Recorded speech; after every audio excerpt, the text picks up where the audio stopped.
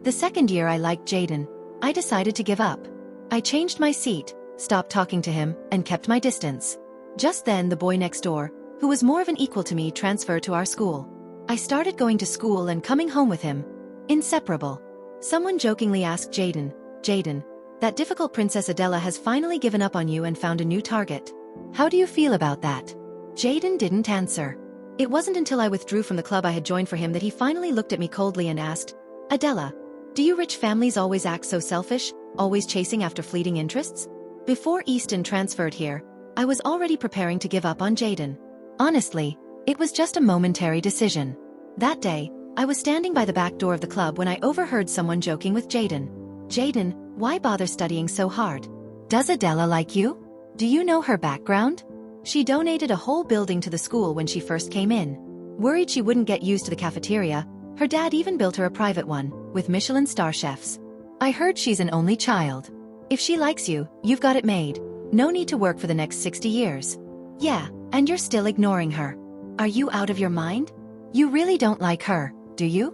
After a long pause, I finally heard Jaden's cold voice, laced with deep irritation. He said, "Yes, I hate her. I'd rather work for another 80 years than take her shortcut."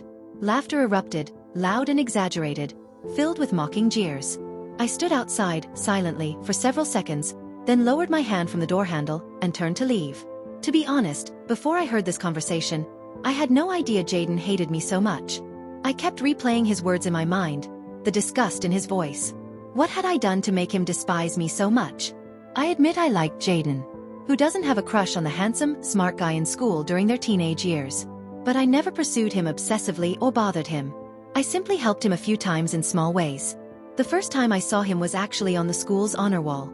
My dad dropped me off and casually pointed to Jaden's photo in the bulletin board, saying, "The top student in your school is pretty handsome, this guy." I followed my dad's gaze, and my first impression of Jaden was that he was a very handsome, brilliant student. Later, when I went to class, I realized we were in the same class.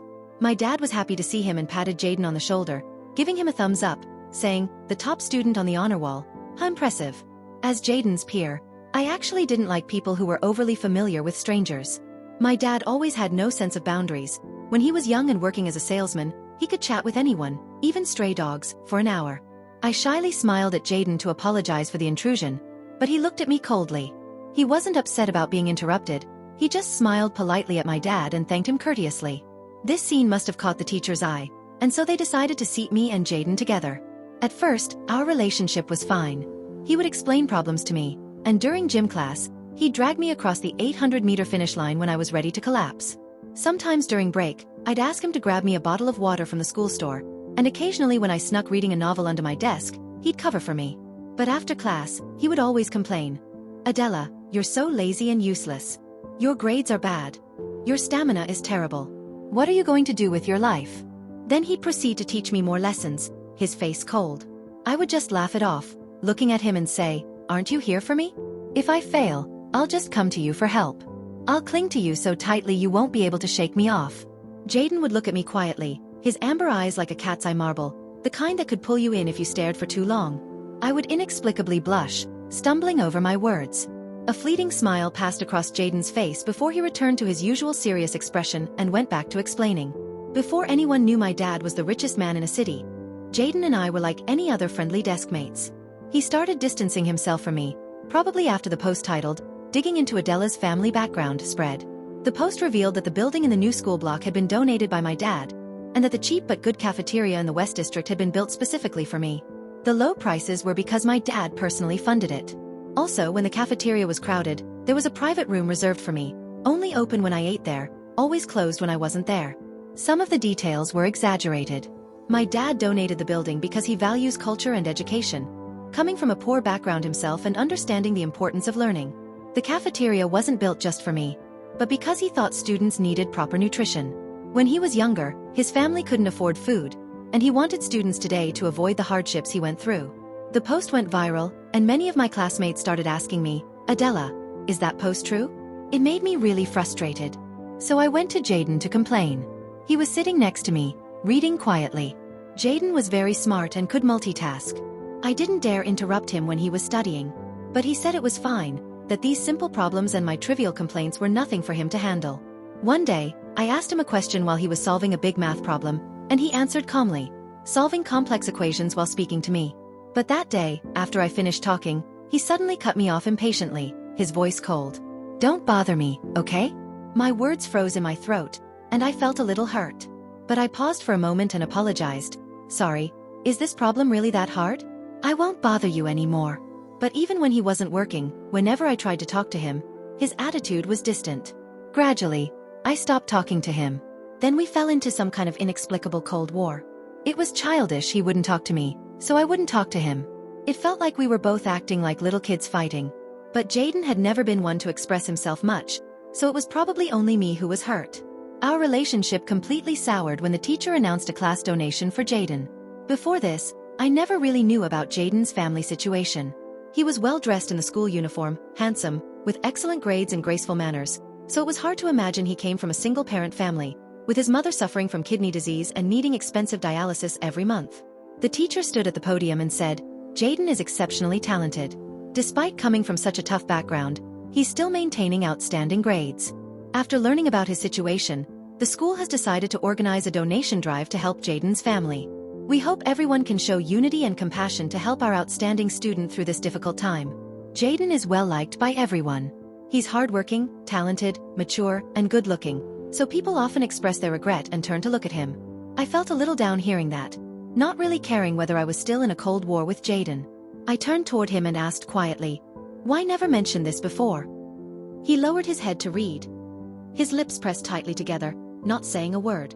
At that moment, I didn't think much about it. After all, Jaden and I were friends. Well, at least I thought we were, based on my one-sided assumption. I hadn't considered his pride, or anything like that. I just wanted to help him solve his problem. So, I went to my dad for help. My dad acted quickly, even without needing the school's donations. He covered all of Jaden's expenses from high school to university, and had Jaden's mom transferred to a private hospital with all the costs going through his account. The day Jaden and his mom came to think my dad was a weekend. My dad and I had just returned from outside, and they were standing outside the archway of our villa. The sun was beating down, and as soon as my dad got out of the car, Jaden's mom burst into tears, overwhelmed with emotion. She wanted to thank my dad for his help. Jaden, still in his school uniform, comforted his mom while my dad awkwardly hugged her. Jaden's mom grabbed my dad's hand and said, "From now on, Jaden is your person. You can ask him to do anything." I stood behind my dad, frozen and unsure of what to do. As I glanced at Jaden, he also looked up and met my gaze. His eyes were deep, like an abyss, unyielding and bottomless. He just stared at me. For some reason at that moment, I felt something had changed in Jaden. Though he had always been composed and mature, there had been times when I could still sense the youthful energy in him. But now that energy seemed gone. What stood out was his mature composure, and he had become even more silent. It was only later that I realized, maybe he didn't want me around at that moment. Afterward, I tried hard to mend my relationship with Jaden. I brought him breakfast every morning, bought him drinks after class. I used to do the same even before I became Adela, and Jaden never turned me down. But after I became Adela, he stopped accepting these things. It felt as though accepting them was like accepting charity. But these were just simple, friendly gestures between friends and deskmates. What could a breakfast or a bottle of water possibly cost? I bought him a pair of shoes for his birthday, but he didn't accept them either. Soon, rumors spread that I had a crush on Jaden. I never denied it, nor did I explain it, because honestly, I couldn't claim to be open with him. Besides, I thought that Jaden had at least liked me at some point. After all, the way he had treated me before, his patience and care, seemed like a unique exception. Then one day, I overheard him talking to someone outside the rock climbing club. He said, "Yes, I really hate her." Fine. Even though I wanted to fix things with Jaden, I also knew that a gentleman doesn't force things. If he hated me, then that was that. So I decided to move on, to let my heart be like bamboo, swaying with the wind but still standing firm when the breeze subsides. He hated me. Then, I wouldn't let myself like him anymore. When Jaden returned, I was already sitting calmly in my seat. I didn't try to speak to him again. Ever since the day his mom thanked my dad, I had been the one desperately trying to find conversation topics with him, no matter how cold he was toward me. But now, I didn't feel like talking. I've never been much of a hothead. Since I was little, I've been cheerful and easygoing, rarely getting into arguments. All my elders said I had a good temperament. But even the best-tempered person has their limits. When Jaden sat down, I even shifted a little, putting some space between us. Jaden seemed to stiffen, and I could feel his confused glance in my direction. But I kept my head down, reading, and didn't look at him. During math class, I zoned out for a moment, and when the teacher was analyzing a problem, she called on me to answer. I hesitated as I looked at the problem on the board, unsure. Jaden quietly pushed his notebook over to me, placing it right in front of my eyes. Our little exchange didn't escape the teacher's notice, but she didn't say anything. Jaden had written each step clearly, almost as if he thought I wouldn't understand. I paused, then looked up at the teacher and said, "Sorry, I didn't understand." The teacher was briefly taken aback, before saying, "I'll explain it again. Everyone else, pay attention. Don't zone out. Learning is your responsibility." As I sat back down, I saw Jaden's hand tighten around his pen. He must have been squeezing it hard, because his knuckles turned white. After a while, he silently pulled his notebook back from me. I didn't say anything to him. We stayed like that until the bell rang. I was a little sad inside. Even though I had made up my mind, Jaden still sat beside me, his presence so strong it was hard to ignore. I thought, maybe after some time, I could talk to the teacher and request a seat change, to stop sitting next to Jaden. I just needed to come up with a good reason that didn't seem too obvious.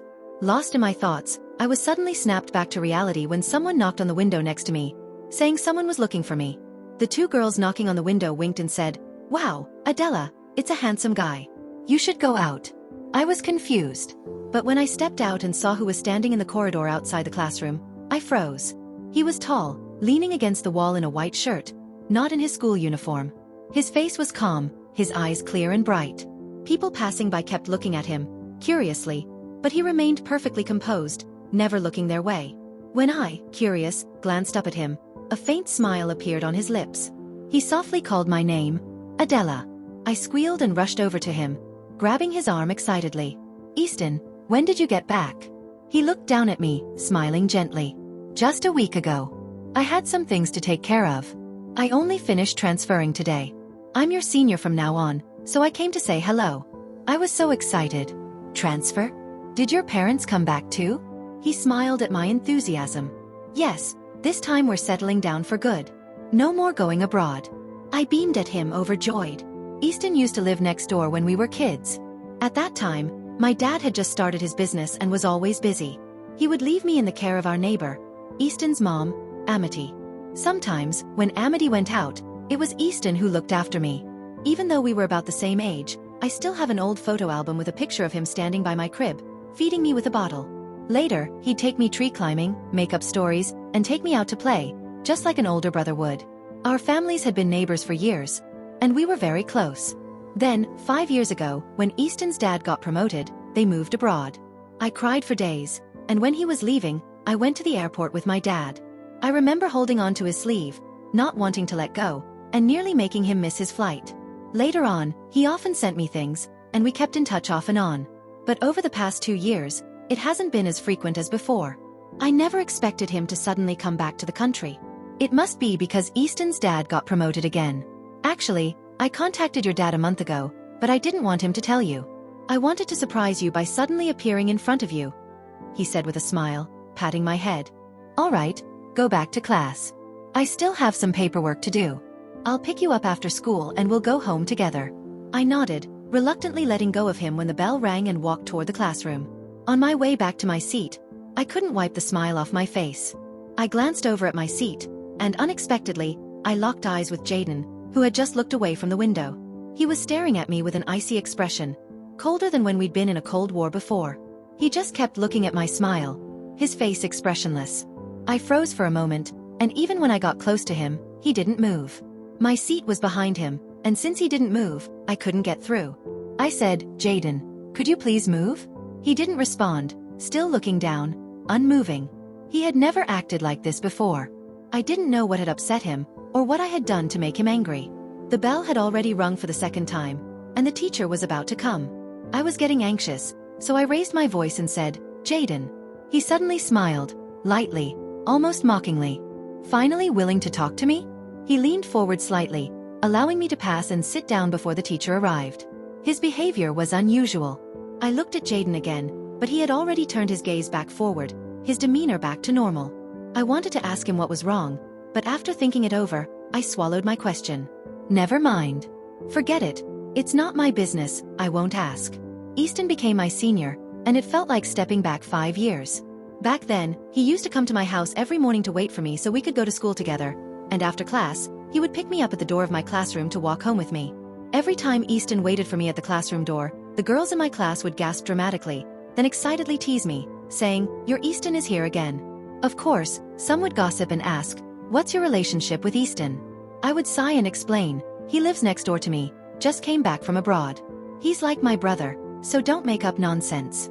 But when I said that, it seemed to make everyone even more excited, and they would stretch out their voices. "Oh, so you grew up together? Is Easton from a rich family? He's handsome, and so rich, Adela. You two must be a perfect match." I didn't know what to say. Even though I had said countless times that Easton and I were just friends, no one believed it. Crack. The pen in Jaden's hand broke in half, spilling blue ink all over his hand. The girls in front of me exchanged glances, and the teasing quieted down, until Jaden expressionlessly said, "Could you move? I'm going to wash my hands." When he came back after washing his hands, the classmates who had been teasing me dispersed. Jaden looked at me and coldly said, "Could you two gossip somewhere else? It's too noisy." Whether I was passive or active, it's always bad to disturb others, so I lowered my head and apologized. "Sorry." Jaden stared at me surprised. His cold expression softened a little. He parted his lips, seeming like he wanted to say something, but for some reason he didn't. I could tell he kept looking at me, as if lost in thought. After a moment, I looked up at him and mustered the courage to say, "It's not good for you to be disturbed while studying every day. I'll ask the teacher to change my seat." When Jaden heard this, his gaze turned cold again, and his eyebrows furrowed. After a long time, he coldly said, "Do whatever you want." The next day, I moved seats. The teacher asked if there was a conflict with my classmates. I thought for a moment and explained that I didn't want to disturb Jaden's studies. Jaden was the teacher's prized student, and since it involved his grades, the teacher agreed easily. He asked where I wanted to sit. Jaden's seat was by the window on the left. He liked the sunlight and breeze. After thinking, I asked the teacher to move me to the farthest seat on the right, by the classroom hallway. Now we were 6 rows apart, and I thought Jaden would be happy about the distance. His seat next to him was always empty. When the teacher asked who he would like to sit next to, he coldly refused, saying he preferred sitting alone. The teacher let him be. My new desk mate was a noisy little chubby boy who enthusiastically gossiped with me. Compared to him, I was practically mute. He even shared cakes and chocolates he kept in his desk with me. He was a lot warmer than Jaden's cold, stone-faced demeanor. But even though I sat far away from Jaden, I still felt out of place, like a huge empty space in my heart. The only time I could freely stare at his straight back was when the teacher called him up to the board to solve a problem in 3 different ways. After we stopped sitting together, Jaden and I became like the most familiar strangers. Oh, and I even withdrew from the club I had joined for him. I didn't like rock climbing. I had joined just to get closer to him. On the day I quit the club, Jaden wore a glaringly sarcastic look. Everyone else in the club went silent, watching us without daring to speak. Jaden asked, "Do you always do whatever you want, with no perseverance, just a fleeting interest?" Before I could answer, he handed me the resignation form coldly, saying, "Sign it and give it back to me." I silently took it from him. After that, we didn't have any more interaction. Time passed, and my sadness gradually healed, leaving me carefree and laughing all day. Then, Sigrid transferred to our school. Sigrid had been recruited by the principal from another school. The first time I saw her, she was standing at the front of our class introducing herself. Her image matched the typical overachiever: short, neat hair, and an aura of confidence. After finishing her introduction, she smiled and directly met Jaden's eyes, greeting him, "Jaden, long time no see." I felt a strange tightening in my chest. Sigrid became Jaden's new desk mate. They must have met many times at competitions and shared a lot of common topics, which was why they were so familiar with each other. Every break, when I happened to glance over, I could see them whispering to each other. Sometimes, Jaden furrowed his brows, and other times, a faint smile tugged at his lips. During the first exam after Sigrid joined, the classmates made a bet to see whether Jaden or Sigrid would score higher. When the results came out, Jaden won, though the gap between them was very small. In every subject, they were nearly tied, both close to full marks. He often sent me things, and we kept in touch intermittently, though over the past 2 years, it definitely wasn't as frequent as before. I never expected him to suddenly come back to the country. It must be because Easton's dad got promoted again. Actually, I contacted your dad a month ago. I didn't want him to tell you, so I could surprise you by showing up in front of you. He smiled, patting my head. All right, go back to class. I still have some paperwork to take care of. I'll pick you up after school, and we can go home together. I nodded, reluctantly letting go of his hand as the bell for class rang, and walked back to the classroom. On the way back to my seat, I couldn't stop smiling. I looked up and glanced at my seat, only to unexpectedly meet Jaden's cold gaze through the window. His expression was icy, even worse than when we had been in a Cold War. He stood there, staring at my smile with an unreadable face. I froze for a second, and by the time I walked past him, he hadn't moved. My seat was on the inside, and since he didn't move, I couldn't get in. Jaden, could you move, please? I asked. He ignored me, keeping his head down and standing still. He'd never acted like this before, and I had no idea what had upset him or why he was so cold toward me. The bell rang for the second time, and the teacher was about to arrive. I was getting anxious, so I raised my voice a little, saying, Jaden.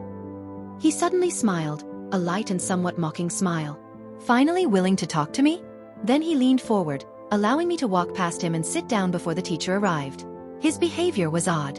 I turned to look at Jaden, but he was already looking straight ahead, his usual cool demeanor back. I wanted to ask what was going on, but then I thought better of it and swallowed my questions. Forget it. It's none of my business. I won't ask.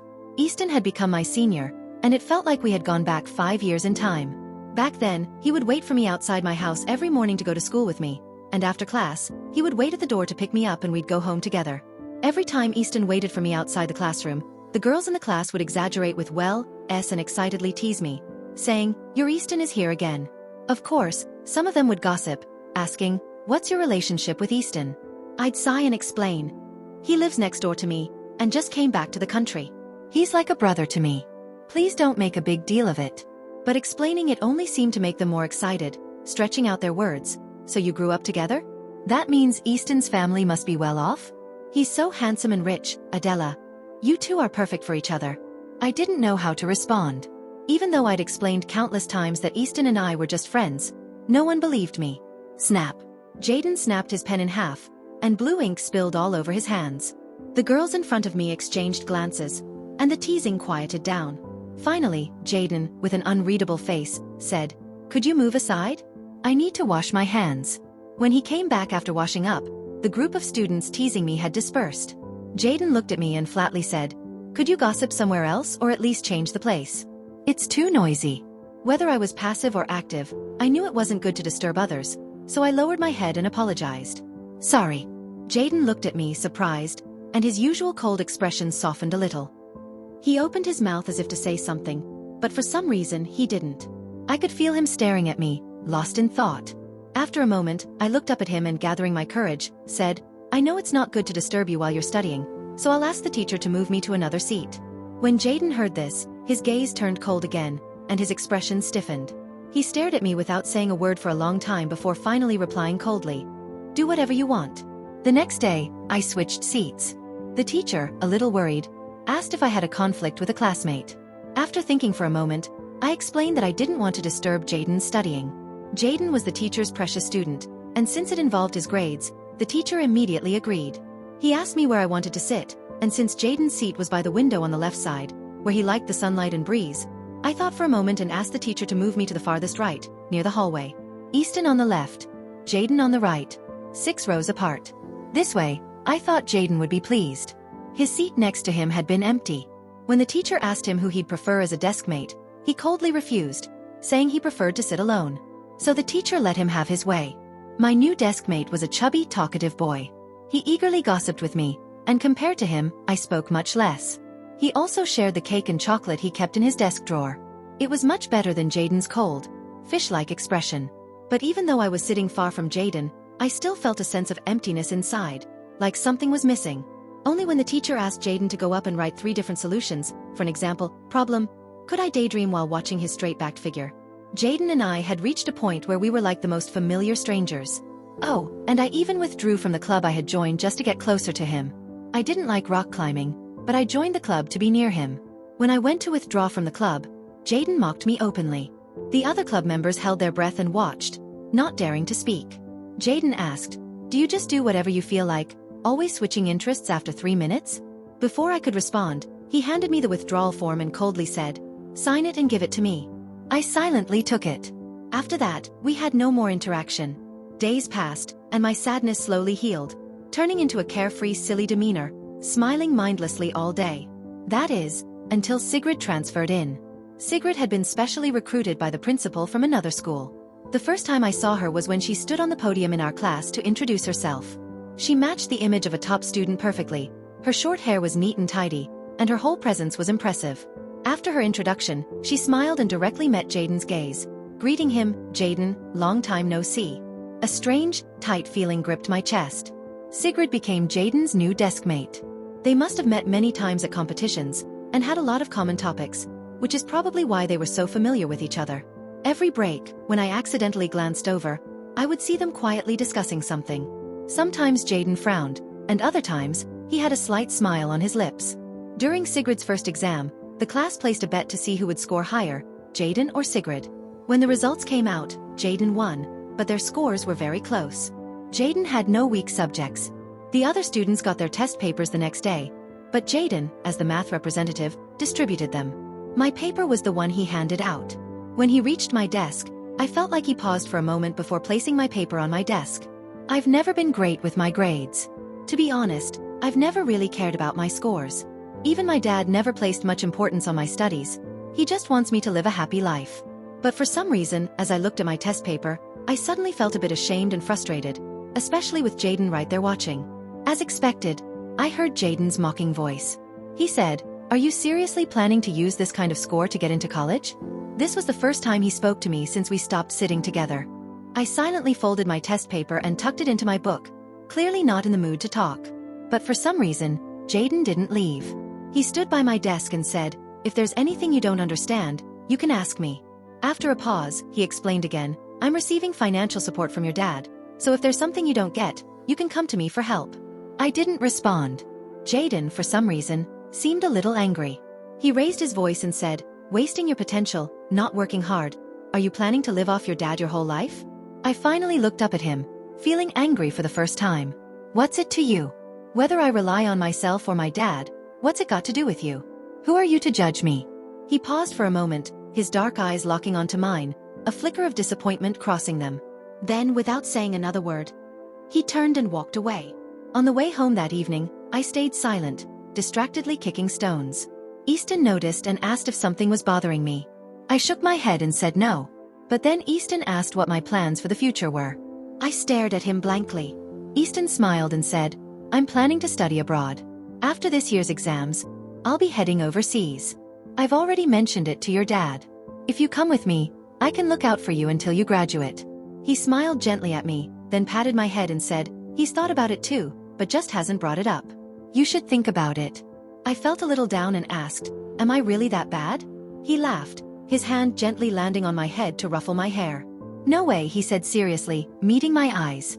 "Everyone has their own strengths and skills. Yours just aren't in academics." I sighed. I talked to my dad about it when I got home. He did have that idea. Initially, he didn't feel comfortable with me going abroad alone, but with Easton there, he felt much better about it. I felt a little lost. My dad said, "Of course, it's up to you. Honestly, I'd be reluctant to let you go. No matter what your grades are like, I could still get you into a good university. But sometimes I wonder if it's better to let you go on your own and grow independent." He sighed wistfully. I knew what he meant without him saying it out loud. He was worried that, if he wasn't around one day, I wouldn't be independent enough to take care of myself. I said, "Let me think about it, Dad." That night, I lay in bed, tossing and turning, unable to sleep. Finally, just before I drifted off, I remembered Jaden's words. "Are you planning to live off your dad your whole life?" So, at breakfast the next day, I told my dad I wanted to go abroad. I wanted to be independent and experience new things. My dad was sad and reluctant, but more than that, he seemed relieved. I started preparing my applications and the paperwork for studying abroad. I didn't tell anyone else about it. Honestly, it was because I wasn't good at dealing with the emotional atmosphere of goodbyes. Even though I was generally carefree, I always felt awkward in those moments of sadness when it came to leaving. I handled everything while attending classes, though I made more frequent trips to the teacher's office. By the time everything was set, I had little time left to prepare. Sometimes, I thought naively about leaving for abroad without telling Jaden. I imagined that one day, he'd find out I was gone, and maybe he'd regret it. I wondered if he would feel upset or sad. But after thinking it over, I realized that no matter how he felt about me now, he had once cared for me, and I had considered him a friend. It would seem a bit rude to leave without saying anything. I imagined being in his shoes.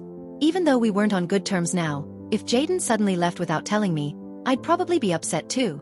I hesitated until just before my departure. The night before I left, I finally decided to stop by the classroom during lunch break. Jaden was usually there around that time. But when I arrived, I found he wasn't alone. Sigrid was there too.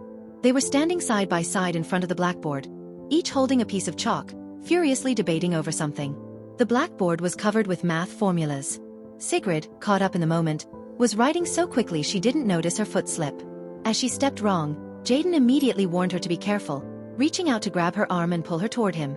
They were standing so close. I watched them from the window in the hallway, noticing Sigrid's face turning red. After a moment, Jaden let go of her arm, turned his gaze away, and calmly asked, "Are you okay?" Sigrid nodded, and even I, an outsider, could feel the tension between them. The two of them stood silently for a moment before resuming their discussion on the board, almost in perfect synchrony. I paused for a second, then quietly stepped back, retreating from the scene. It was clear that he hadn't noticed all the little things, the reason I'd been going to the teacher's office so often, or that I'd been taking leave. He had a new desk partner, a new friend. They were well matched. I sighed. Whatever. I quietly turned and left, just as quietly as I had come. When I returned to the country, it was already 9 years later. At the time I went abroad, no one expected I would stay there so long.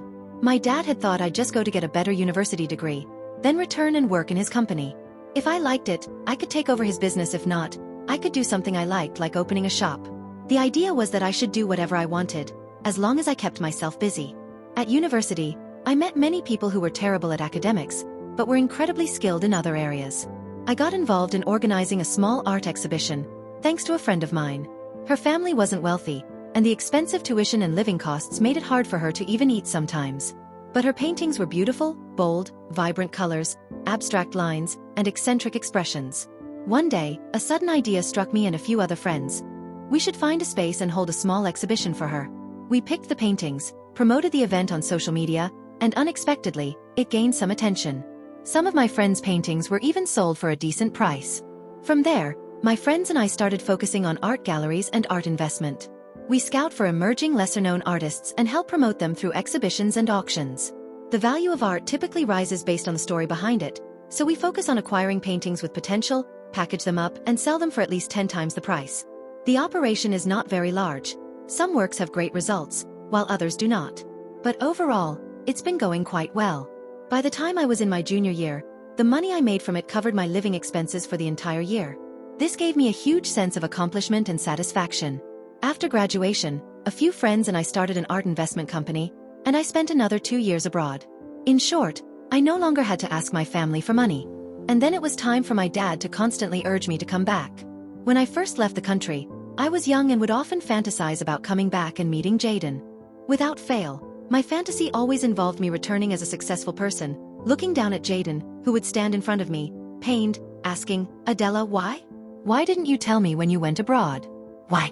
Every time I thought about it, I would secretly smile, but also feel a bit wistful, because deep down I knew Jaden would never ask me that. My dad would occasionally bring up Jaden. He asked if I remembered my old deskmate.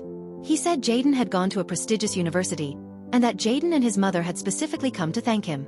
My dad also told me that Jaden had asked about me, but out of respect for my privacy, he never gave Jaden my contact information. Later, Jaden gave my dad his phone number, asking him to pass it on to me in case I needed help. But by then, 3 years had passed, and all my feelings for Jaden had faded. I was immersed in working with a group of friends, scouting out niche artists around the world, and was too distracted to think about him. Eventually, I forgot about it. I never reached out to Jaden, and my dad never gave him my phone number. Of course, I never thought about him again. The only time I'd remember him was when my friends abroad asked if I had ever had a crush on anyone, and I'd vaguely recall him as a person, but not as someone special. After all, it had been 9 years. And when I did think of him, it wasn't about him as a person, but rather the feeling I had when I was young, naive, and awkwardly crushing on someone. So when I saw Jaden again, I was more surprised than anything else. Jaden walked in behind the butler. 9 years had passed, and he had changed quite a bit. He had grown taller and more upright. His once delicate and handsome features had matured, with sharper brows and eyes. The arrogance and isolation that once defined him had softened, and his whole presence had become more grounded and restrained, like a sharp sword sheathed in its scabbard. I knew a little about him. I knew he had started a business in the digital economy after graduation, something related to artificial intelligence, big data, and chips, things I didn't fully understand. I had seen his name on the list of up-and-coming billionaires, ranked among the youngest, but highest. He seemed to be lost in thought for a moment, so I decided to greet him first. I smiled, standing in the middle of the living room, looking at him. Long time no see. He stopped in his tracks, but for some reason, he didn't look in my direction right away. He stood there stiffly, as if frozen, and after a long pause, he finally looked up at me. I met his amber-colored eyes again, like a deep, bottomless pool. I smiled again and said politely, "Are you here to see my dad?" "Thank you. Have you eaten yet?" It was a mere pleasantry, but for some reason, Jaden kept staring at me with those deep, bottomless eyes. After a while, he shook his head. I paused for a moment, then had the staff prepare a simple meal. After Jaden visited my dad, I sat with him at the dining table. He was the guest, and it wouldn't be right to ignore him. He ate slowly, taking his time, while chatting with me as if we were old friends. "When did you come back?" I hesitated for a second. It felt a bit strange because when Jaden asked me this so naturally, it reminded me of those times 9 years ago when we were still in school. After gym class, he would find me back at my desk, sneakily returning, and he'd ask, "When did you sneak back?" while placing the bottle of water he'd brought me on my desk. I smiled, explaining, "I just came back, not long ago." He said, "Oh," then reached for a bowl of vegetables. He ate a couple of bites before telling me, "I just spoke with your dad. I'm planning to move a business operation back to a city and set up a new company to open up a new market. At first, it will need around 2,000 employees. Your dad has a piece of land in the western suburbs. The location is nice, so I'm thinking of buying it." "You want to buy that land?" I asked, surprised. The plot of land was purchased by my dad at a low price years ago. Initially, it was because of its scenic view and the planned future development nearby. It wasn't too far from the city center, but the government's plans for the area were delayed, and the investment ended up being wasted. Jaden acknowledged this with a nod. I wasn't sure what to say next. Clearly, his involvement was a way of repaying a favor, but I didn't want to be rude either. After all, with his current position and influence, he could certainly make that land worthwhile. So, I said thank you. He responded with another nod.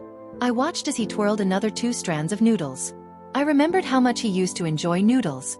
Back then, when we ate in the cafeteria, I could never finish my usual portion, so I would always give him half of what was in my bowl.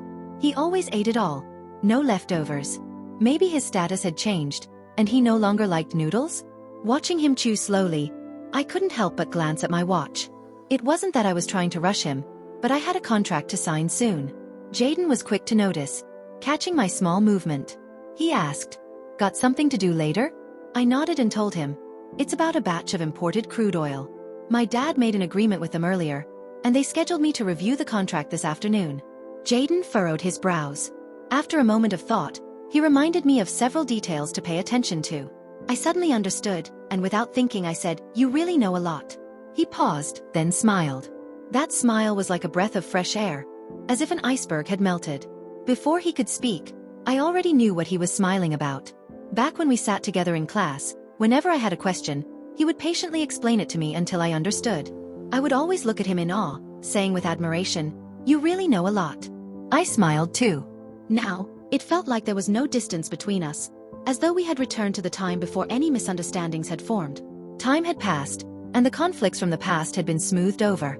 All that remained were the good memories. Jaden finished his noodles quickly, stood up, and said, "All right, you go ahead and handle your business. I'll come by later to talk about the land deal." He ate slowly, but left without any unnecessary delays. I checked my watch and headed out the door. Later, when reviewing the contract, my dad's assistant confirmed everything. I recalled the details Jaden had reminded me of and couldn't help but smile. I then asked the team, and they exchanged confused looks. I smiled and said firmly, "If this detail is missing, we won't approve the contract." Afterward, my dad's assistant kept apologizing, saying he was lucky I brought it up. He explained that he had been so busy recently that he didn't notice something so important. I kept my expression neutral and said, "My dad's been resting lately, and you've been taking care of everything. Make sure you get some good rest after this." He wiped the sweat from his forehead. When I mentioned the incident to my dad that evening, his face darkened. After a long silence, he sighed and said, "He's been with me for 12 years. I didn't respond. Then, my dad changed the subject and looked at me with a proud smile. You've really grown up. I still remember you as a little girl, sitting in my arms and asking for candy. Now you can stand on your own and even know how to read people. He smiled and asked, Jaden is a good guy. What's going on between you two now? I was genuinely touched by the first part of his words. I hadn't realized how mature, calm, and steady I had become.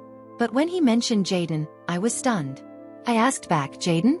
What could there possibly be between us? My dad laughed and shook his head. You young people, you really don't get it. After saying that, he seemed ready to rest, so I had no choice but to leave. Standing in the hallway, I stared at the spiraling staircase, feeling a bit lost, as if something was slipping away. I started seeing Jaden more frequently. After my dad started feeling better, he didn't return to the office, but worked from home instead. Since Jaden and I were familiar with each other, he would often come by to meet with my dad. My dad seemed to be trying to teach me, and whenever there was a business deal to discuss, he would have me sit and listen. I usually stayed quiet, observing and listening more than speaking. One day during dinner, my dad suddenly laughed and asked Jaden, Your company has been making big moves recently. With all this going on, how do you still have time to personally oversee the deal for the land in the west suburb? I instinctively glanced at Jaden. After all, as the CEO of a tech company, it did seem a bit overkill for him to be personally involved in a land deal. It felt like a CEO doing logistics and administration work. Jaden paused for a moment but quickly replied without changing his expression. It's crucial for the foundation of the new project, so I need to make sure everything's perfect. My dad smiled and didn't say anything else. Once the main framework of the contract was set, it was up to me to handle the smaller details. Jaden was very generous, not negotiating on price, even offering 40% above the market value for the land. My dad understood that Jaden was repaying him a favor, but in the end, my dad didn't accept the extra money. In a courteous gesture, the premium was converted into stock options for Jaden's company, listed under my name. This made my interactions with Jaden much more frequent. Jaden had changed a lot. Back in school, he was quiet and reserved. I would say 10 things, and he would reply with just one. But now, I often received messages from him. He'd send updates about strange things he saw on the road, business dinners, or his travels abroad. Sometimes he would even send me his dinner or gym workout records. One day, I couldn't resist and asked him, the top newcomer on the rich list, Do you have that much free time every day? There was a long pause before he replied with 6 words. Fine. Occasionally, I'd share some of my daily life with him too. He usually replied quickly, and if he took longer than an hour to respond, he'd always explain what he'd been doing. I think I probably knew his schedule better than his assistant. Later, one evening, he invited me to a private gathering at his place. It was just a few close friends, and he asked if I wanted to join. I had some free time, so I decided to go. Jaden's apartment was nothing like I expected. I'd been to many of my friends' homes, and most of them were decorated to match their status and taste. But Jaden's place was large, but almost devoid of any aesthetic sense, typical of a guy with a practical mindset.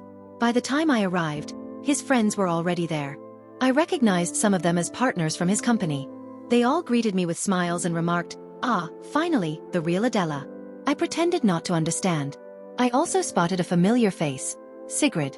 She was sitting in the middle of the sofa, looking as elegant as the first time I met her, smiling and waving at me, saying, Adela, long time no see. I was momentarily taken aback, but smiled back. I must have made some noise when I entered, because Jaden appeared in the kitchen wearing an apron, one knife in each hand. When he saw me, he smiled, greeted me, and then went back to cooking. This private gathering was a little different from what I expected. A group of young, powerful executives were actually cooking dinner themselves. Perhaps this was their way of unwinding. I didn't quite get it, but Sigrid clearly had adapted. Smiling, she said to me, Don't worry, we don't have to do anything. We'll just help a bit later. I nodded and sat down next to her. Just as I got comfortable, I heard Jaden calling me from the kitchen. I sighed and smiled at Sigrid, who gave me a knowing look, then headed to the kitchen.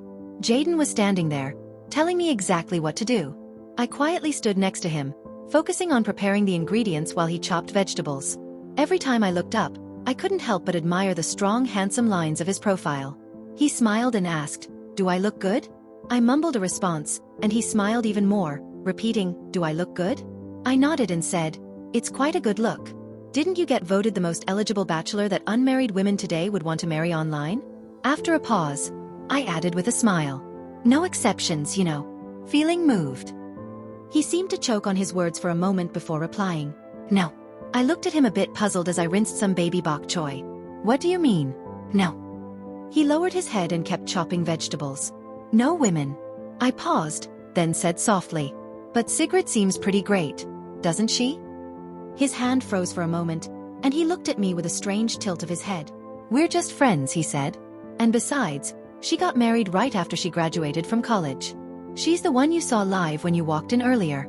Then he asked, what about you, Easton? I said, why do I need to tell you? He smiled, and his chopping became noticeably harder and louder. I know without you saying, he said.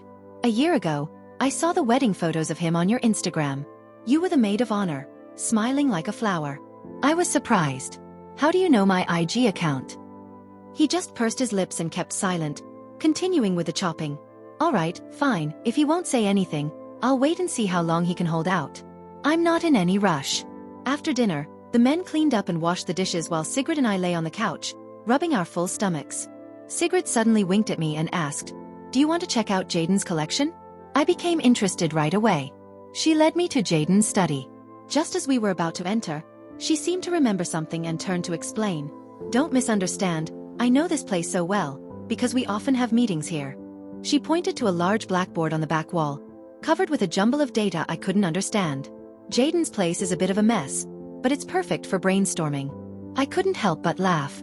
Actually, Jaden didn't have a huge collection, just a few trophies and certificates he'd won, a lot of photos from award ceremonies, and some mementos from his growth. Sigrid pulled out an album and sat with me, flipping through a page by page. When we reached the middle, I stopped suddenly. There was a commemorative photo of Jaden standing in front of my university. His face was expressionless, his eyes cold, but there was a faint trace of sadness. Sigrid noticed me staring at the photo and glanced toward the door. After a moment, she turned back to me and said this was during your sophomore year. Jaden came to your university for a 1-week exchange program.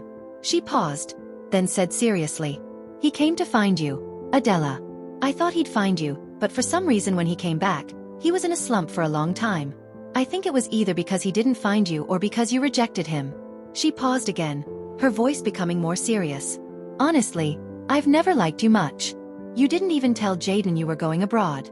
I felt like you never even considered him a friend. But Jaden always said it was his fault. He said his self-esteem and poverty when he was younger pushed you away, that it was his fault. Over the years, there were many girls who liked him, but his heart was never in it. When he graduated from high school, he got into the university he wanted. We all celebrated. I remember there was a world map in the restaurant where we ate. Everyone was so happy, but he stood there, looking at it with a sad tone, asking me, Sigrid, how far is it from city A to your country? Can I catch up? When your childhood friend got married a year ago, that was the first time I saw Jaden smile like that. He said he misunderstood that maybe his chance had finally come. If it wasn't for the business he had to take care of, I think he would have gone to find you right away. When he first started his business, he worked like he was desperate. We all wondered why he was pushing himself so hard. He said it was because he was like a summer cicada, and the girl he liked was a bird that always flew to places he couldn't reach. The only way he could ever catch up to her was by working harder than anyone else. I listened in a daze until Sigrid looked me up and down, then smiled and asked, what about you? How do you feel about Jaden? Do you really think he's the cicada? How do I feel? To be honest, I was a little confused. I had no idea there was so much more to the story. Like the time he gathered the courage to give my dad his phone number, or how he silently followed my Instagram, or how he flew all the way to my university to find me. I had no clue about any of that. Back then, Easton was always around, and I thought maybe Jaden had misunderstood when he saw Easton there. But some things I did know. Like how when my dad got sick, Jaden came to visit him right away. His status and position had changed dramatically. He was a rising star in the market, with all the major banks paying attention to him. And how he reminded me about the contract, helped my family with the land issue, and always kept me in the loop about his schedule, pulling me into his social circle. When Sigrid and I came out of the study, Jaden stood up, looking a bit tense, and asked Sigrid, what did you show her? Sigrid smiled casually and said, of course, I showed her your embarrassing moments. Jaden laughed, his calm and composed demeanor radiating confidence, the same charismatic air I was familiar with. He sat back down on the sofa and grinned. Well, let me see them too. I don't remember having any embarrassing moments. The whole room burst into laughter. I watched Jaden through the laughter. His handsome features, the faint smile on his lips. I softly called out, Jaden. He quickly turned to me, his eyes reflecting my small shadow. He softly said, "What's up?" I smiled, but didn't say anything. Inside, my heart was a storm of emotions, wet, but not dark and oppressive. It felt as if my heart were submerged in water, floating up and down in an unreal way. There was a mix of nostalgia, bitterness, heartache, and regret, in short, a whirlwind of feelings. But it's okay, I thought. It's all right. Things are different now. Jaden and I still have plenty of time. I glanced at Jaden next to me. He was listening to others talk, but subconsciously peeling a nut with his hands. It's one of my favorite snacks, though I never liked the trouble of peeling it. I watched him. Sure enough, once he finished, he instinctively passed it to me on the left. I took it from his hand and saw him naturally reach for another one. From the moment we started high school, this habit of his hadn't changed. I smiled and popped the nut into my mouth. I thought to myself, it's okay, Jaden and I still have plenty of time. I forgave the young Jaden, who once coldly said he hated Adela to protect his pride. I also forgave the one who pushed me further and further away later on. We're even now. We can take our time. Everything is still possible. The whims of youth that began so long ago finally felt like they were roaring today. End.